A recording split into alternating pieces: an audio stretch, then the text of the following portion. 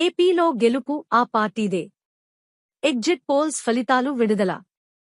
AP ఎన్నికల ఫలితాలపై తీవ్ర ఉత్కంఠ నెలకొంది. ఎన్నడూ లేని విధంగా ఈసారి ఏపీలో ఎన్నికలు హోరాహోరీగా జరిగాయి.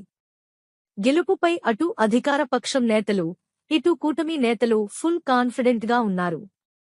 సర్వే సంస్థ RANG2 POLL.